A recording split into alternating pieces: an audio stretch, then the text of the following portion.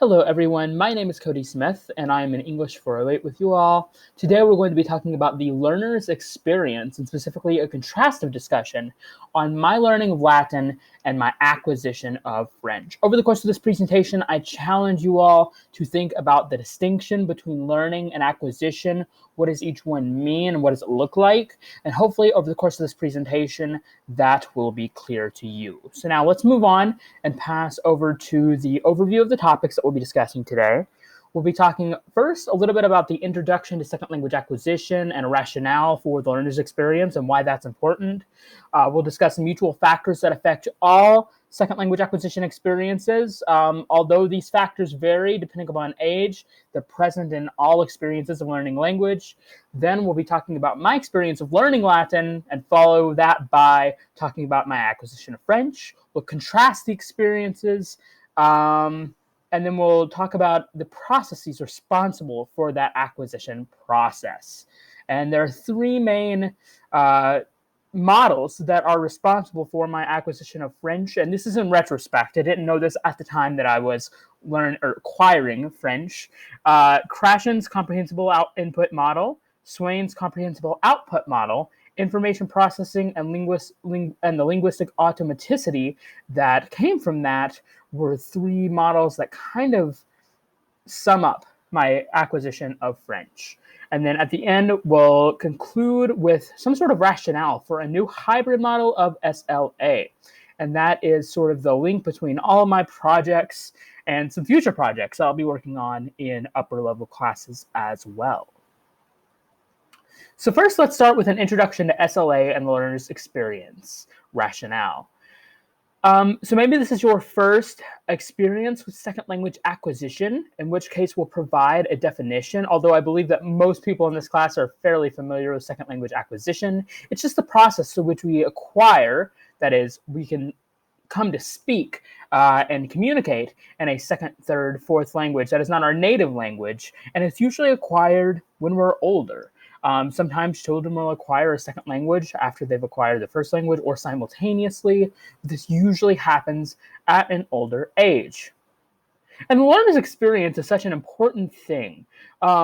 One article that I read said that the insight that it provides is not as strong as empirical data. So it doesn't give us those numbers that most scientists and linguists and psychologists are looking for.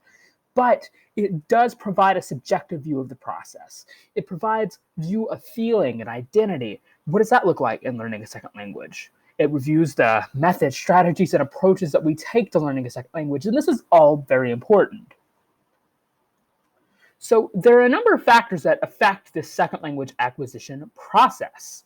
And obviously, these are variable among learners. So this isn't going to look the same for every single learner, but we can be sure that these factors are affecting the language acquisition process.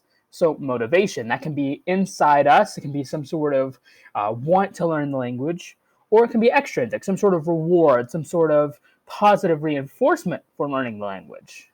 Age is certainly a factor. Noam Chomsky and his theories and model talks about a critical period in language learning after which it's difficult to learn a second language. Aptitude, intelligence, personality, these are all very subjective factors in learning a second language. Learning style preferences. Obviously, learning styles don't really exist, but preferences do. And so that can certainly affect one's approach to learning a second language. And prior L1 knowledge, that can help us or hurt us in a lot of ways.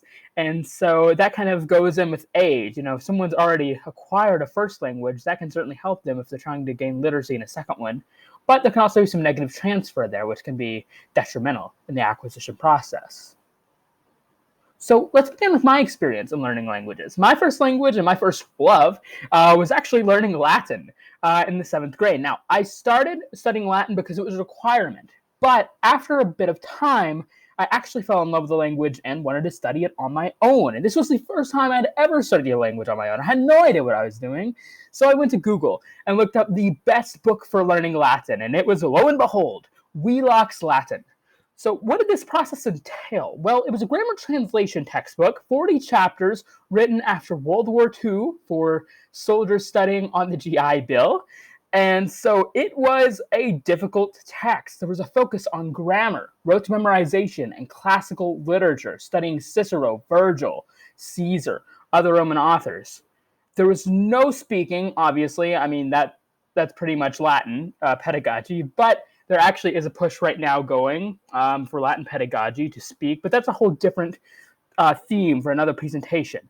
There was no speaking in this course, obviously, and there was no spontaneous writing either. If there was any writing in Latin at all, it was an English to Latin translation. Exercises consisted of translating passages. These were called the sententiae antiquae, and these were sentences from classical literature. And as one could possibly predict, and I'm assuming that other people in the class have had the same experience learning languages, my proficiency after completing this book was 0. I couldn't read literature. I couldn't do anything with the language. And this was heartbreaking because I had spent so much time going through this book, and there was so many things. I had such this motivation for learning Latin, but it was hard at the end of those 8 months. And now this obviously isn't reflective of my Latin skill today. I actually went back and focused on building those skills based on my experience with French, which we're going to pass on to now. My experience of acquiring French looked a lot different from the start. So no French textbook in the modern day is going to focus on classical literature. That's not usually your goal when you're learning a foreign language, or at least a modern foreign language. So I focused on expression, expressing myself. I focused on building those skills, reading, writing, listening, and speaking. That was all very important. I practiced daily, writing in a journal. And my goodness, I would give anything to have that journal again, because that would provide such good data. I expressed important vocabulary and syntax that was important to things about me, about my day. And this transferred over to the conversations I would have with native French speakers. I integrated technology to speak with native speakers, and that was powerful because it gave me the opportunity to connect with other countries that were miles and miles away. After 1 year, no memorization, 365 journal entries, and 0 classes later, and this is obviously much different from my experience learning Latin, no rote memorization, I was at an actual intermediate high level, meaning that I was able to speak with native speakers at a very high, or at least a level of proficiency where I could survive. And I was also able, at the end of that year, to read Victor Hugo's chapter 1 of Les Miserables. And so that looks very different from my experience in learning Latin, and this was my experience in acquiring French. But what was the difference? What is the difference between these two processes? Was it a difference in practices, methods, previous L1 and L2 knowledge, motivations, maturity? Probably all these things, in fact. These all definitely played a role in my acquisition of these two languages, or my learning Latin and my acquisition of French. But I'm thinking that there are a couple of models that truly describe the difference in my acquisition process. And we can see to the right here, a picture of me when I was in the 8th grade learning French or acquiring it. So what are the models that truly describe my learner's experience? And while they're usually clashing views, we can almost say always clashing views, in fact. Krashen, who originally proposed the model for comprehensible input, and Swain, who proposed a model for comprehensible output. Krashen himself focuses on taking in language and understanding the messages, and says that as long as we understand at a level that's right above where we understand, then we are acquiring language, and we are able to, with that, perform in the language and everything like that. Swain, on the other hand, says that one needs to also be able to write and speak language during the learning process, as this really enhances input in a lot of ways. And so these are two clashing views, but I think that they both describe my learning of French, or my acquisition of French and my learning of Latin. So what did that really look like? So in my acquisition of French, the input was always at a level I+1. And we can compare this to Vygotsky's zone of proximal development. This means that it was just above the level where I was, and so I always had room to grow in my current level in my French interlanguage. Input was comprehensible through bilingual text, context, or cognates, meaning that I always understood the text that I was taking in or understood what I was listening to. There were really no grammatical paradigms going on, and most of my understanding was intuitive. We can compare that to my Latin, or rather contrast it, and see that there's quite a big difference. I was always in Latin overwhelmed with paradigms and grammar and translation. There was none of that in my acquisition of French. I just intuitively understood the language through understanding. And readings were short messages meant to be understood, and so they were quite enjoyable rather than these long works of classical literature. And they weren't translated word for word either. Like I didn't have to translate these texts word for word. I just had to understand them. So that was quite different in my comprehensible input. Here's an example of my French textbook. You can pause and look at this if you'd like. As you can see, there's a translation on the right side, which helped me to understand the text that was going on the left side. Comprehensible output was also an important factor. Krashen says that learners usually undergo a silent period in the acquisition process in which they take in language. Otherwise, learners have a blockade in their acquisition process. I say no, because I was producing my L2 from day one with my journal. Writing was my major form of output, and it really served three purposes that Swain also says output serves. It allowed me to notice where I needed to fill the gaps in my interlanguage.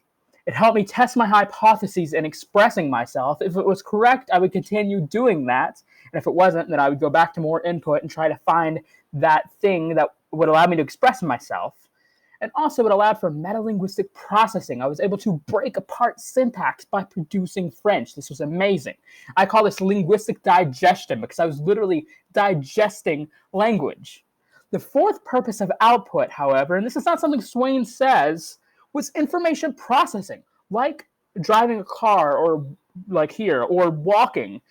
Language is a skill that we have to practice. We have to practice the reading, writing, listening, and speaking to become automatic and what people call fluent.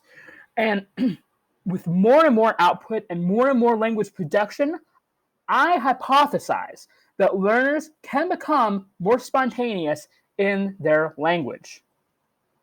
What does this mean? In conclusion, I'm currently learning Russian through a similar approach, and I truly believe that my learner experiences with French was a synthesis of input and output. Obviously, this requires empirical evidence and requires a transition from theory to practice if we ever want to implement it into the classroom. But I believe that this is solid subjective evidence for another model of SLA, one that encompasses comprehensible output, and automaticity. So thank you for watching this presentation, and I wish you all the best in the rest of the course. We'll see you later.